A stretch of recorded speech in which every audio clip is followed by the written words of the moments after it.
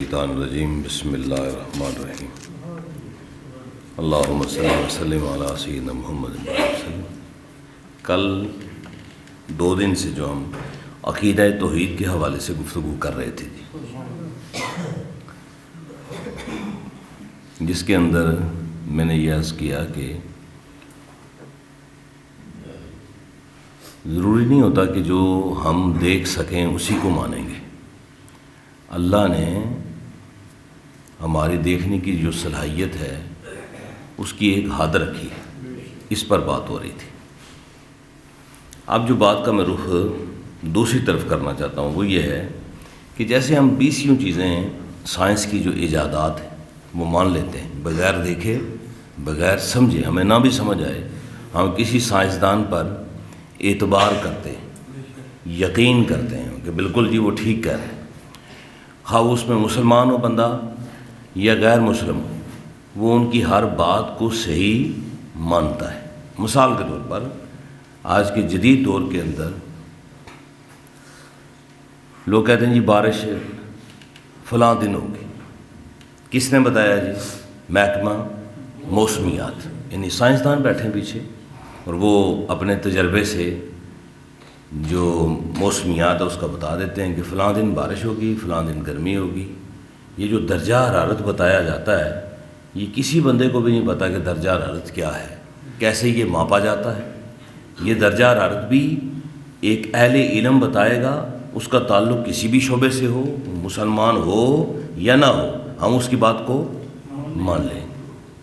بارش کب ہوگی جی؟ فلاں دن میں بارش ہوگی، ہم فوری مان لیتے ہیں۔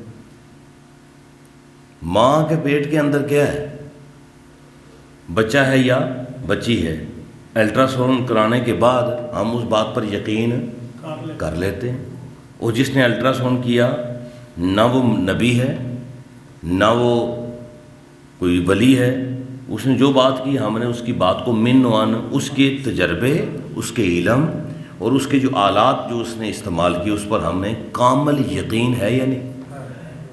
اسی طرح 20 ایسی چیزیں ہیں جو سائنس کی ایجادات ہیں، ہم ان کو مان لیتے ہیں بغیر کسی حیل و حجت کے۔ کوئی بندہ اس پر اعتراض نہیں کرتا، وہ کہتے سائنس کہتی ہے، سائنسدانوں نے یہ کہا ہے۔ تو پھر اگر آپ ایک طرف آپ کا یہ رویہ ہو کہ آپ سائنس کی بات بغیر کسی حیل و حجت کے اور بغیر کسی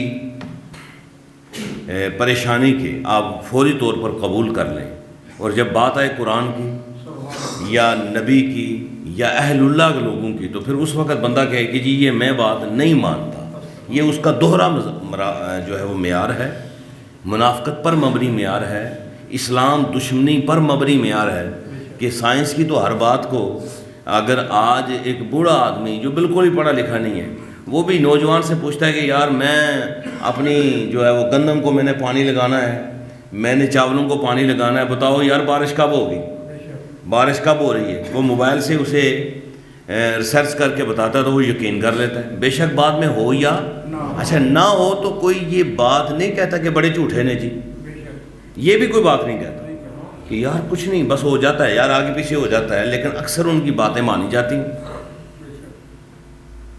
آج سے 100 سال پہلے غالباً اس بات پر جھگڑے ہوتے تھے کہ یہ بندہ کوئی نہیں پہچان سکتا کہ ماں کے پیٹ کے اندر کیا ہے۔ اس پر بڑے بڑے مناظرے ہوتے تھے، بحث ہوتی تھی اور جھگڑے اور اتنے فساد ہوتے تھے کہ آج بھی وہ کتابیں مارکیٹ میں موجود ہیں کہ یار یہ کسی کو نہیں پتا۔ یہ لوگ کہتے تھے یہ تو نبی کو بھی نہیں پتا کہ ماں کے پیٹ کے اندر کیا ہے، اور آج وہی بات نبی تو دور کی بات ہے نا، غیر نبیوں کے لیے بھی لوگ ماننے کے لیے تیار ہیں۔ اس کا مطلب ہے اب سائنس کے علم کے اندر تدریجاً کبھی سائنس کہتی ہے یہ بات ہے اور وہی بات اپنی بات کو رد کر کے سائنس کہتی ہے لو جی اب یہ ثابت ہو گیا ہے، پہلے یہ تھا اب یہ ثابت ہو گیا، آہستہ آہستہ ڈیولپ ہو رہی ہے۔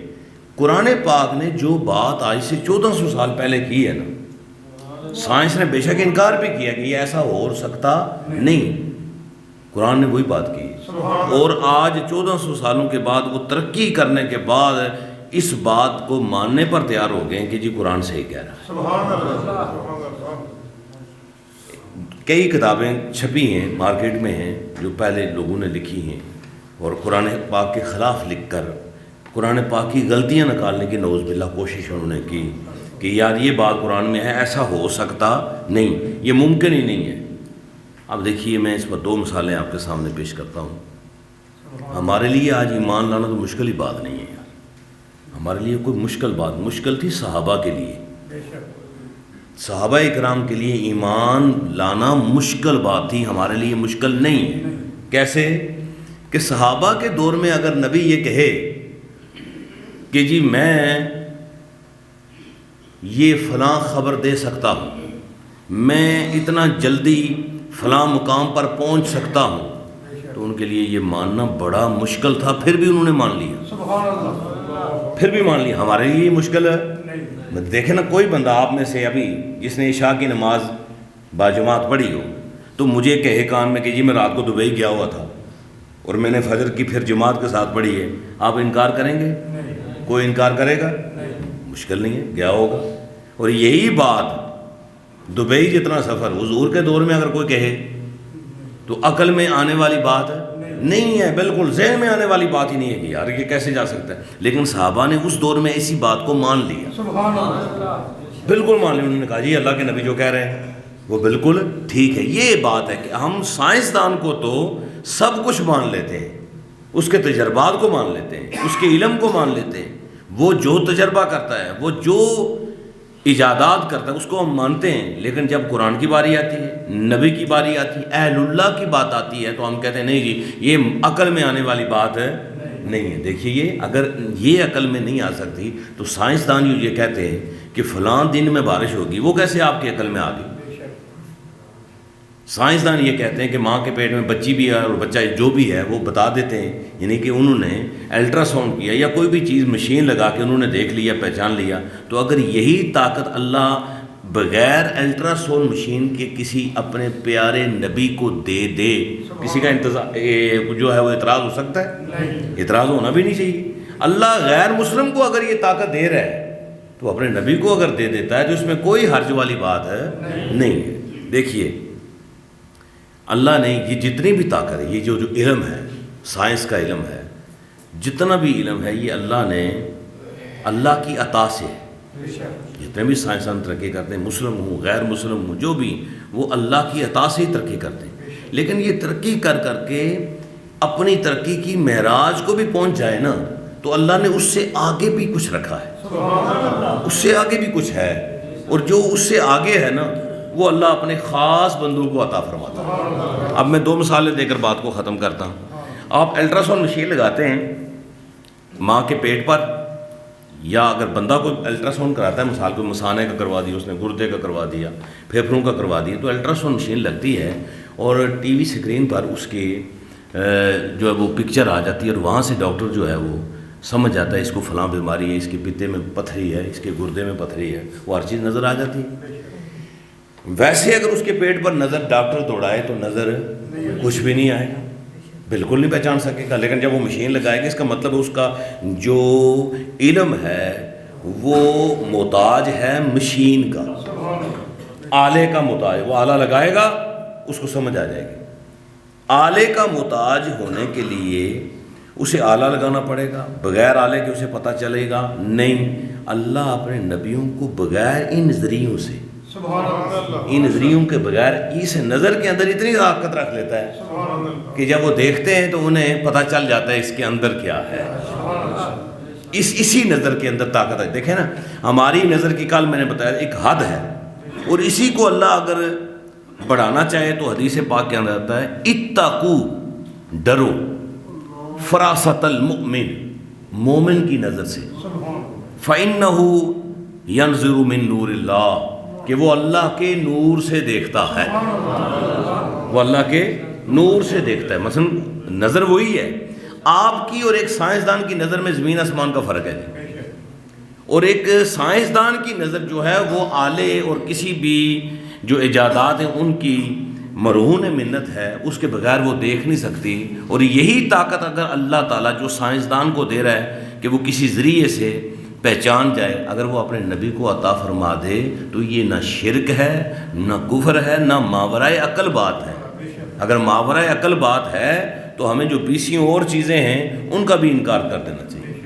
تو یہ بڑی ایک حیرانگی اور عجیب بات ہوتی ہے کہ اگر ہم ماننے پہ آ جائیں تو ہم یہ چھوٹے سے موبائل پر مان جاتے ہیں کہ جناب بارش کب ہوگی، اور اگر یہی بات اللہ کے نبی کہیں کہ جناب اگلے ہفتے بارش ہوگی تو ہم کہتے ہیں نہیں جی نبیوں کے پاس یہ غیب کا علم تو نہیں ہوتا، یہ غیبی علوم نہیں ہو سکتا جی، فلاں نبی کے پاس کیسے ہوتا ہے، اللہ کے ولی کے پاس کیسے ہو سکتا ہے. اب قرآن نے ایسی چیزیں بیان فرمائی ہیں جو ماورائے عقل ہیں، ماورائے سوچ ہے. آپ دیکھیے سورہ نمل کے اندر دیکھیے جو قرآن نے ایک واقعہ بیان کیا، وہ آج تک سائنس ثابت نہیں کر سکی اور اس پر اعتراض کر رہی ہے کہ نہیں جی یہ بات جو ہے وہ قابل قبول نہیں ہے. سائنس یہ کہہ رہی ہے، مسلمان تو مانے گا کیونکہ قرآن میں لکھا ہوا ہے. تخت بلقیس کو جو لایا گیا ایک لمحے کے اندر، آج تک سائنس اس پر تجربات کر رہی ہے. اب جو تجربہ ہوا 2013 کے اندر، اس کے اندر جا کر وہ تقریباً 25% مان گئے کہ ایسا ممکن ہو سکتا ہے. وہ کیسے مان گئے ہیں کہ ایک سائنسدان نے لکھا ہے کہ آنے والا جو اگلا 100 سالہ دور ہے، اس دور کے اندر یہ جو سفر ہوتے ہیں نا، پہلے سفر سواریوں پر تھے، پیدل سواریوں پہ سفر ہوتے تھے، مہینوں میں سفر ہوتے تھے، مہینوں کے سفر اب آگے ہیں دنوں پر، دنوں کے سفر پھر آگے گھنٹوں پر، گھنٹوں کے سفر منٹوں پر، اور منٹوں کے سفر سیکنڈ پر آگے. اب سیکنڈ سے آگے وہ کہتے ہیں کہ سائنس ترقی کر رہی ہے کہ یہ جو سفر ہو رہا ہے، مثال کے طور پر اب ہوائی جہاز کا سفر ہوتا ہے تو جس جگہ پر 5 گھنٹے کا سفر ہو رہا ہے ہوائی جہاز میں، وہ سفر اب کچھ منٹوں پر آ جائے گا، کچھ منٹوں پر آنے والے دور میں ہو جائے گا. اب اس وقت ہم وہ بات ماننے کے لیے تیار ہیں، لیکن جب ہوگا تو ہم کہیں گے جی وہ پہلے لوگ نہیں مان سکتے تھے، اب تو ہم مانتے ہیں کہ بندہ اس بوتھ کے اندر داخل ہوا ہے اور وہ جناب امریکہ چلا گیا، 1 منٹ کے اندر پہنچ گیا ہے. تو اب سائنس یہ تجربات کرنا شروع ہو گئی ہے کہ عین ممکن ہے کہ ایسے ہو سکتا ہے. قرآن نے آج سے کتنے سال پہلے اپنے ایک بندے کو طاقت دی کہ وہ ایک بڑے تخت کو آنکھ جھپکنے میں جتنا ٹائم لگتا ہے میلوں سے لا کر اس نے رکھ دیا، یہاں پر میلوں سے لا کر رکھ دیا، اور 1 سیکنڈ کے اندر لا کے رکھ دیا. اب دیکھیے کہ اس میں 20 ایسی مثالیں دی جا سکتی ہیں کہ جس سے قرآن کی سچائی، حقانیت اور اللہ کی الوہیت پر برائن قاطع دیے جا سکتے ہیں. ایک مسلمان کو یہ چاہیے کہ اگر وہ دوسری چیزوں کو تجربات کی روشنی کے اندر فوری مان لیتا ہے تو اللہ کا کتاب، اللہ کی الوہیت اور اللہ کی وحدانیت جو ہے وہ اس سے کئی گنا آگے ہے، کئی گنا آگے ہے. اسے بھی ان چیزوں کو بغیر کسی حجت کے، بغیر کسی اعتراض کے مان لینی چاہیے. اللہ تعالی ہم سب کو عمل کی توفیق عطا فرمائے.